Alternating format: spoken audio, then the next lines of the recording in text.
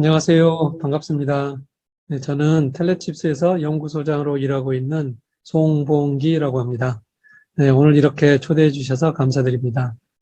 네, 오늘은 최근에 관심을 많이 받고 있는 차량용 반도체 동향과 텔레칩스가 무엇을 하는지 그리고 비전이 무엇인지에 대해서 설명드리겠습니다. 네, 그러면 소개 영상 보시겠습니다. 감사합니다. 네, 먼저 텔레칩스에 대해서 간략하게 설명드리겠습니다. 텔레칩스는 1999년에 창립이 되었고요. 그래서 올해 만 22년이 되었습니다. 최근에는 주로 차량용 반도체 중 인포테인먼트 위주로 많이 하고 있고 에이다스나 마이컴 쪽에도 진출을 하고 있습니다. 전체 인원은 311명이고요. 그 중에 한 3분의 2 정도, 약 220명이 R&D 인력입니다. 또한 저희 여기 보시듯이 중국, 일본, 싱가폴, 그 다음에 유럽의 지사를 가지고 있고요. 여기 이제 그 조감도가 있는데 2022년 말에 저희가 사옥을 지어서 판교로 이전을 할 계획을 가지고 있습니다. 다음은 텔레칩스 히스토리에 대해서 간략히 말씀을 드리겠습니다. 창업 초기에 저희가 여기 보시면 최초로 디지털 콜로 아이디 중에 디지털 방식으로 저희가 칩셋을 개발을 했고요. 그 다음에는 DRM이 탑재된 MP3 칩셋을 저희가 개발을 해서 세계 최초로 인증을 받았습니다. 그리고 이후에는 DMB 같은 모바일 방송 쪽에도 칩을 개발해서 사업을 하였고요. 네, 이후에는 태블릿이나 스마트스틱 같은 컨슈머, 그리고 마지막 최근에 이제 셋탑박스 쪽에도 저희가 사업을 진행을 했습니다. 최근에는 이제 선택과 집중을 하자고 저희가 내부적으로 결정을 해서 지금은 자동차 쪽에 집중을 하고 있습니다. 자동차는 보시면 제가 2007년도에 처음으로 오디오 프로세서가 탑재된 제품을 저희가 OEM에 납품을 했고요. 본격적으로는 2014년 정도에 오디오 비디오 내비게이션이 들어가는 시스템, 그 다음에 디지털 클러스터, 그리고 이 두 가지 합쳐진 칵핏 등의 제품을 납품을 하고 있고요. 현재 텔레칩스의 주력 사업이기도 합니다. 앞에서도 말씀드렸지만 최근에는 영역을 조금 넓혀서 MCU와 자율주행 분야에도 진출을 하려고 하고 있습니다. 네, 다음은 텔레칩스의 자동차 반도체에 대한 히스토리를 간략하게 설명드리겠습니다. 네, 처음에 저희가 오디오용 칩셋을 개발을 했는데요. 이때만 해도 ARM9이고 공정도 한 65나노 정도였습니다. 그래서 현재로 보면 한 MCU급 정도 AP가 아닐까 싶습니다. 점점점 저희가 이제 ABN이나 인포테인먼트 쪽으로 오면서 저희가 45나노 공정으로 4K 디밉스 정도 되는 칩으로 ABN을 개발을 했고요, 처음으로. 이후에 칩셋이 세대를 진화하면서 보통 디밉스로는 한 2배, 3배 정도씩 커지고 있고요. 그 다음에 GPU도 마찬가지로 약 한 2배나 3배 정도씩 계속 커지고 있습니다. 그 반대로 공정을 보시면 아까 65나노에서 시작을 해서 45나노, 28나노, 그리고 이제 저희가 최근에 개발해서 양산을 하고 있는 제품은 14나노로 내려왔고요. 이제 저희가 현재 개발 중인 칩셋은 8나노로 지금 하고 있습니다. 그래서 이게 점점점 고집적화되고 기능과 성능이 확장되는 그런 시기라서 공정도 점점점 좋아지고 있습니다. 또한 에이다스용과 말씀드린 것처럼 MCU도 저희가 지금 개발을 하고 있습니다. 이쪽은 또 45나노나 28나노나 14나노 쪽으로 저희가 개발을 하고 있습니다. 네, 이제는 아까는 칩셋 쪽으로 봤고요. 저희가 사실 인포테인먼트 이외에도 저희가 가지고 있는 프로덕트로 몇 가지 응용을 더 하고 있는데요. 앞에서 말씀드린 것처럼 카 오디오나 디스플레이 오디오, 그다음에 ABN, 클러스터 여기까지는 말씀을 드렸고요.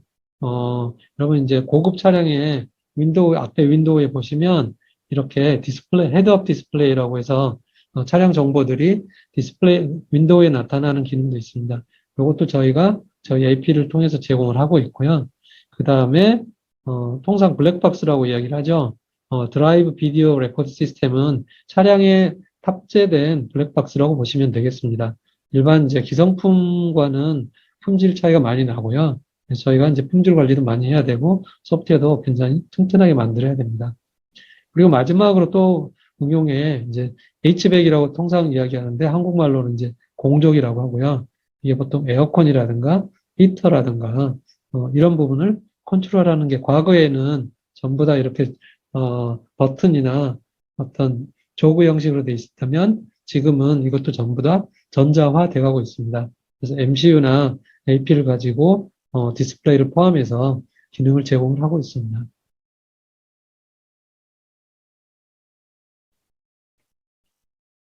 네, 여기까지가 저희가 이제 간단하게 텔레칩스에 관해서 소개를 드렸고요.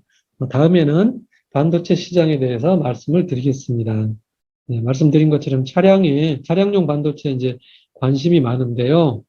먼저 이 반도체 시장이 어느 정도인지를 간단하게 말씀드리겠습니다. 실제로 이제 전 세계 반도체 시장은 여기 보시면 약 한 4,300억 불 이 정도입니다. 그래서 한국 돈으로 하면 한 450조 정도가 되고요. 그 중에 우리가 잘 아는 메모리, 이 메모리는 한 20%에서 30% 정도 됩니다. 그리고 시스템 반도체라 그러죠. 네, 비메모리, 이게 한 50% 이상이 되고, 또 그 중에, 나머지 한 20%는 개별 소자가 또 있습니다. 그래서 실제로 메모리와 시스템 반도체를 합치면 한 7, 80%가 되고, 그 중에 상당 부분이 시스템 반도체 쪽입니다. 실제로는. 네, 메모리보다 시장이 훨씬 크고요. 네, 그 중에 이제 차량용 반도체는 약, 연 한 400억 달러 규모입니다. 그러니까 이걸 한국 돈으로 따지면 한 45조고요. 전체 반도체 시장의 한 10% 정도 되고 있습니다. 그런데 이제 매년 이게 이제 한 6, 7% 정도씩 여전히 계속 성장을 하고 있고, 아시겠지만 이런 ADAS나 자율주행 시장이 커지면 이 시장도 더 커질 거라고 예상을 하고 있습니다. 네, 다음에는 그러면 실제로 이제 그 팹리스 회사, 그러니까 시스템 반도체를 개발하는 글로벌 팹리스 회사의 랭킹이 어떻게 되는지 한번 제가 살펴보겠습니다. 아마 여기 앞에 한 5개, 6개 회사는 다 이름을 많이 들어보셨을 테고요. 우선 퀄컴, 브로드컴, 엔비디아, 그다음에 미디어텍, AMD 이런 업체들이 퀄컴 같은 경우는 작년에 약 거의 한 200억 불 이 정도니까 한 20조 이상의 매출을 올리는 회사죠. 네. 그리고 최근에는 퀄컴이나 엔비디아, 미디어텍 이런 회사들이 자동차 차량용 반도체도 적극적으로 하고 있습니다. 보시면 대체로 이제 해마다 이렇게 성장을 하고 있고요. 저희가 잘 아는 뭐 인텔, NXP, TI 같은 회사는 요 리스트에는 없는데 이유는 이제 자체 팹이 있어서 팹리스는 아닌 거죠. 그래서 이제 그렇게 참고를 하시면 되겠습니다. 네. 네, 지금까지 간략하게 반도체 시장 규모에 대해서 말씀을 드렸고요. 이제는 저희가 자동차의 어떤 동향, 자동차 반도체의 동향을 이해하기 위해서 먼저 자동차 도메인을 좀 이해를 하시는 게 좋을 것 같습니다.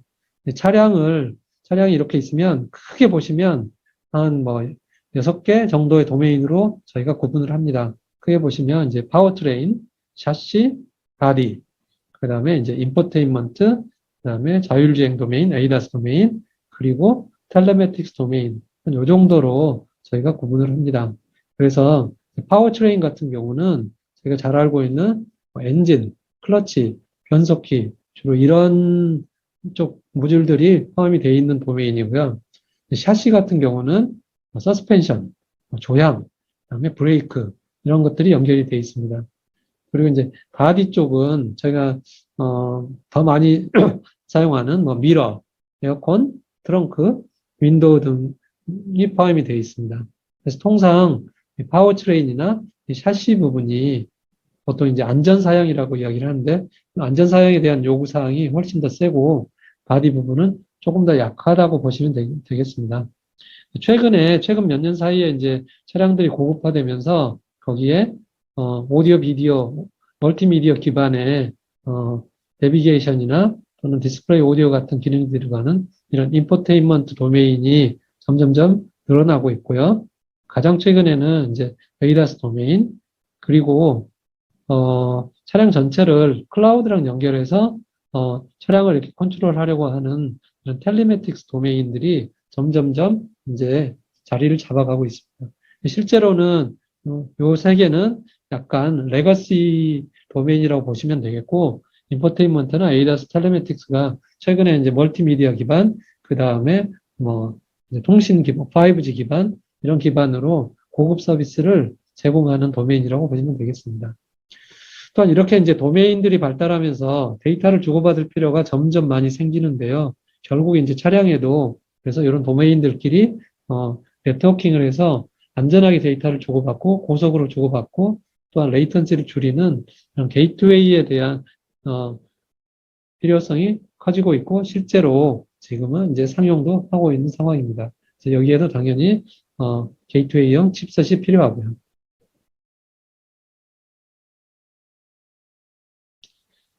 네, 우선 크게 자동차의 메가 트렌드를 보시면 그래서 이제 자동차가 첫 번째로는 기존에 그냥 이동 수단에서 이제는 점점점 모빌리티 산업으로 전환이 되고 있습니다. 여기는 이제 자율주행이 전제가 되고 있고요. 그러면서 다양한 서비스를 하고 있습니다.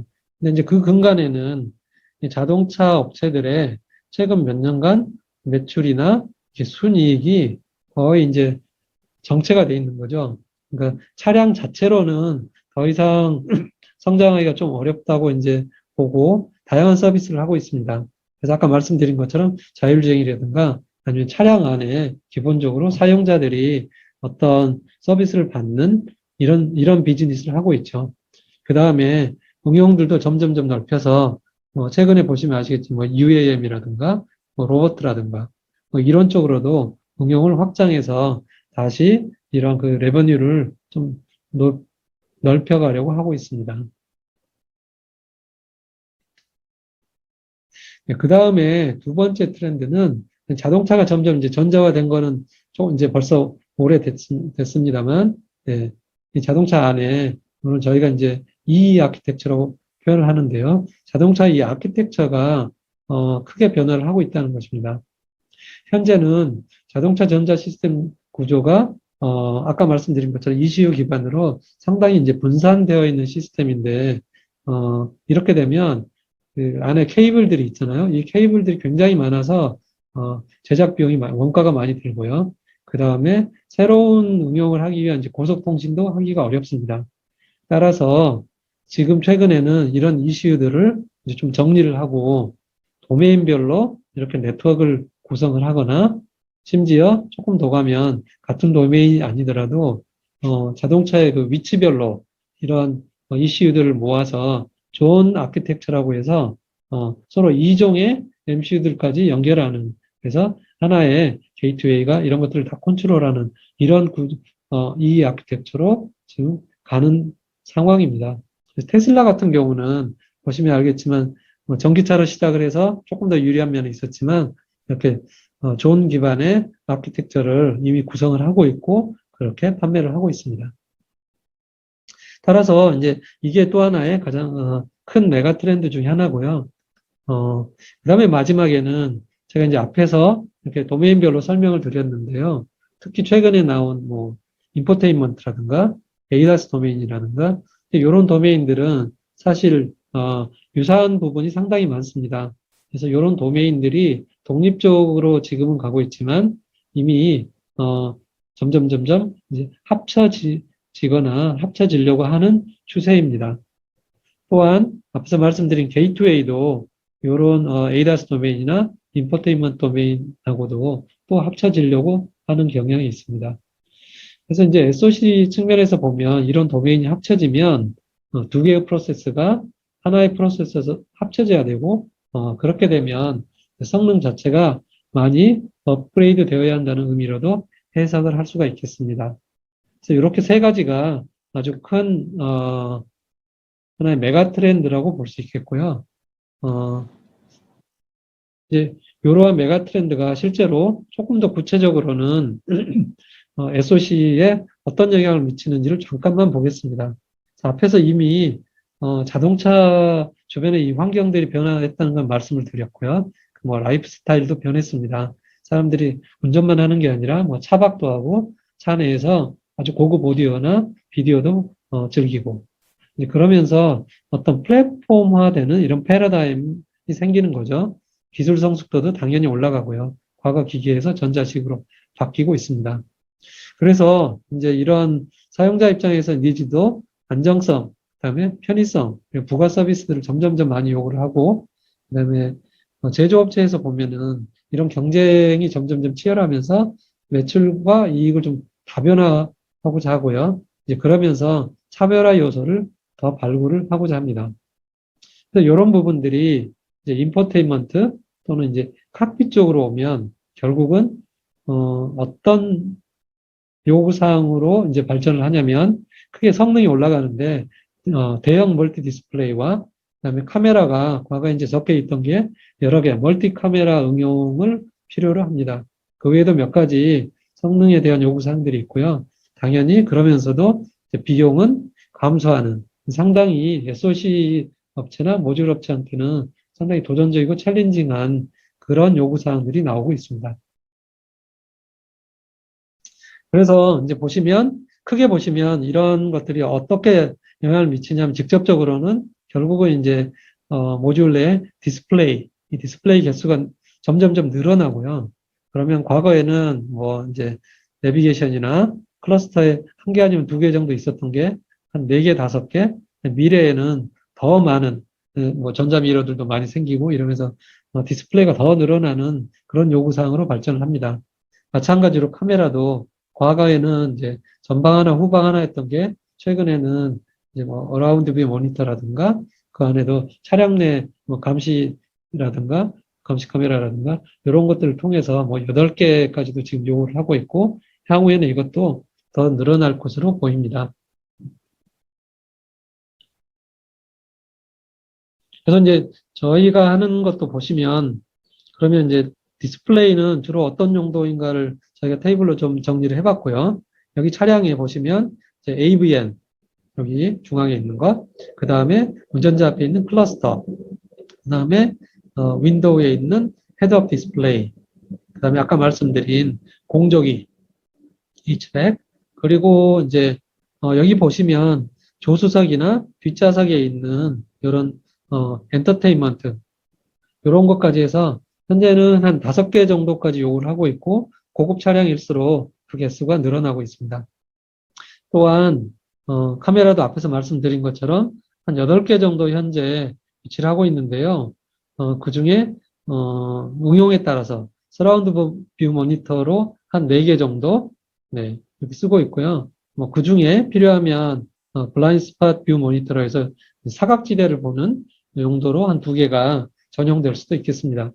그리고 이제 차량 내에는 운전자를 모니터하는 시스템, 그 다음에 승객들을 모니터하는 시스템, 이런 걸로 한 2개에서 4개 정도, 그래서 한 8개 정도가 구성이 될 예정입니다. 되고 있습니다.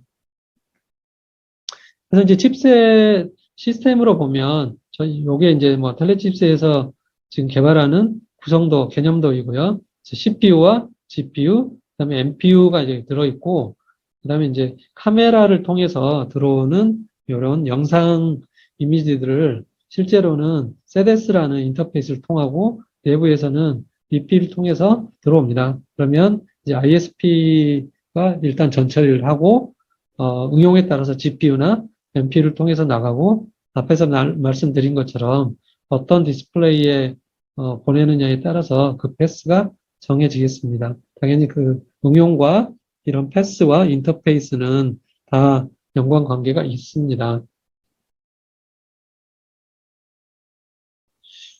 네, 다음에는 두 번째로는 이제 아까 말씀드린 그런 트렌드가 ADAS 그 자율주행 쪽에는 어떻게 영향을 미치느냐 하면은, 이전까지는, 아니면 현재까지는 사실 ADAS라고 하더라도 주로 이제 전방 카메라 위주로 간단한 오브젝트 디텍션 정도, 그래서 이제 차량 보조 정도를 하는 거였고요. 그래서 필요한 뭐 탑스라든가 이런 성능이 아주 높지는 않았습니다. 뭐 실외는 10탑스 전후, 실내는 뭐 한 2, 3탑스 이렇게 됐죠. 근데 점점점 이제 자율주행의 레벨이 올라가고 있죠. 그래서 과거에 레벨 2가 레벨 3나 레벨 4로 이제 진화를 하고 있고요. 그렇게 되면 최소 이제 100탑스, 많게는 뭐 한 500탑스까지도 이렇게 필요로 하는 점점 이제 MPU가 굉장히 커지고 있죠. 액셀러레이터가.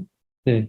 그래서 이런 이제 요런 MPU나 칩셋, 액셀러레이터를 개발하려면 100탑스로 500탑스를 한 번에 만드는 거는 사실 부담스럽기 때문에 좀 플렉서블하게 스케일러블하게 개발하는 이런 방향으로 지금 가고 있고요. 그러면서 프론트 카메라나 각종 센서를 다 입력으로 받고 퓨전도 하고 그다음에 앞에서 간단하게 했던 그런 인식이나 이런 계획들을 이제는 굉장히 고도화된 인식 계획, 판단, 제어 이런 것까지 하는 추세입니다. 그래서 이제 점점점 그 연산량이 많아지고 있고요. 같은 측면에서 다시 말씀드리면, 그래서 레벨 1, 레벨 2는 아주 조그만 그 MPU, AI 반도체가 기존의 AP의 일부의 컴포넌트로 탑재돼서 지금 출시를 하고 있습니다. 실제로. 네. 그런데 이제 레벨 3, 4로 가면은 이 MPU 성능이 굉장히 큰데요. 여기서부터, 기존의 AP에 같이 탑재돼서 나오느냐, 아니면 액셀러레이터, 이렇게 단독형으로 개발을 하느냐 하는 두 가지가 있습니다. 현재는 약간 혼용이 되고 있고요. 이제 테슬라 같은 경우가 대표적으로 일체형으로 하고 있는데, 여기 보시면 이거는 테슬라의 AP입니다. 거기에 이제 MPU가 이미 상당히 센 퍼포먼스를 가진 MPU도 포함이 되어 있고요. 거기는 이제 테슬라가 자사의 자동차에 맞춰서 개발을 하기 때문에 이게 가능한 걸로 되어 있습니다. 그래서 이제 결국은 이제 그 OEM들, 자동차 회사가 최근에 이제 직접 이런 칩셋을 만들고 있고요. 이제 그러면서 자사의 자동차에 맞는 최적화된 칩을 개발을 하고 있습니다. 그래서 한 번에 굉장히 슈퍼컴 같은, 그래서 AP에 상당히 센 그 MPU를 같이 포함을 하고 있고요. 퀄컴이나 엔비디아 같은 SoC 업체들은 그렇게 하지 못해서 사실은 부담스러워서 좀 더 플렉서블한 구조로 기존의 플랫폼 SoC랑 이렇게 연동을 하는 구조를 개발을 하고 있습니다. 그래서, 플랫폼 SoC 하나에 AIX 두 개를 연동하는 것도 있고, 두 개를 연동하는 경우도 있고, 이런 다양한 아키텍처들을, 수용할 수 있는 구조로 개발을 하고 있습니다. 그래서 이제 이런 두 가지 측면에서 계속 경쟁 구도를 가져가고 있습니다. 이거는 이제 저희가 칩셋으로 다시 한번 설명을 드리면 아까 말씀드린 것처럼 앞이랑 비슷한데 여기는 이제 주로 AIS 소프트웨어만 CPU랑 MPU 이런 게 있고요. 여전히 이제 카메라가 많기 때문에 ISP도 이 안에 들어가 있고 여기는 특히 이제 세이프티 아일랜드라 해서 기능 안전 쪽을 담당하는 모듈도 있고 이제 고속이기 때문에 이더넷 인터페이스가 보통 많이 들어가 있습니다. 마지막으로 아까 이 트렌드 중에 이제 비클 네트워크 도메인이 있는데요. 요거는 게이트웨이라고 말씀을 드렸고요. 그래서 기존에는 밴드위스가 굉장히 낮고 그다음에 시큐리티에 대한 요구사항이 많지 않았습니다. 근데 이제 최근에 이 게이트웨이가 고도화되면서 굉장히 하이 밴드위스를 요구를 하고 있고요. 그다음에 네트워크의 시큐리티 이게 이제 클라우드 기반이라든가 외부에서 해킹을 방지하기 위해서 하기 때문에 시큐리티가 굉장히 크게 요구가 됩니다. 그래서 이러한 요구사항들이 반영된 칩셋이 만들어져야 되고요. 그래서 이제 이거는 보통 이제 네트워크 게이트웨이, 오토모티브 게이트웨이라고 얘기를 하는데 크게 보면 이제 저희가 SoC 개념들을 하나 그려봤습니다. 그래서 여기는 CPU가 있고요. 그 다음에 말씀드린 것처럼 기능 안전 여기도 마찬가지로 세이프티 기능이 있고 고장이 나면 안 되니까 해킹을 방지하기 위한 다양한 종류의 시큐리티 모듈들이 포함이 되어 있습니다. 또한 네트워크 워킹을 하기 위해서 이제 그 레이턴시가 굉장히 중요하기 때문에 실제로는 패킷을 처리하는 거를 거의 하드웨어화해서 처리를 하고 있습니다. 그래서 이더넷, 캔 모두 굉장히 빠른 속도로 처리를 하는 이런 패킷 액셀러레이터가 들어가 있습니다. 네. 마찬가지로 SOC 하나 더, 펑셔널 세이프티도 굉장히 요구사항이 센데요. 여기 이런 걸 하기 위해서는 만약에 CPU가 고장나면 시스템이 문제가 있기 때문에 거의 이제 이중화 작업을 한다고 보시면 되겠고요. 이게 필수고요. 그 다음에 말씀드린 것처럼 세이프티를 아주 강화하기 위해서는 여기서도 에러가 나면 안 되기 때문에 메모리라든가 심지어 버스를 통한 이런 데이터를 주고받는 이런 버스 환경에서도 에러 커렉션 코드를 적용을 합니다. 그래서 하나도 실수가 나지 않도록 가능하면 네, 그런 시스템을 SOC에도 반영을 해야 이게 이제 그 네트워크 게이트웨이로서 제 역할을 할 수 있겠습니다. 근데 이제 마지막으로 저희가 이제 전체 동향 그리고 거기로 파생되는 몇 가지 요구사항들, SOC의 영향 이런 걸 봤고요. 한번 마지막으로 정리를 하면 앞에서 말씀드린 것처럼 뭐 이 아키텍처라든가 또한 이제 여러 가지 기술 환경들이 많이 변화하고 있습니다. 그래서 이제 능동적으로 대응하는 게 필수고요. 또한 이런 환경 변화가 지금 굉장히 빠르기 때문에 저희도 기술 플랫폼 경쟁이 굉장히 치열하기 때문에 여기에 대응하는 것도 굉장히 필요합니다. 마찬가지로 이제 또 한 가지는 이 생태계에 관련된 이슈인데요.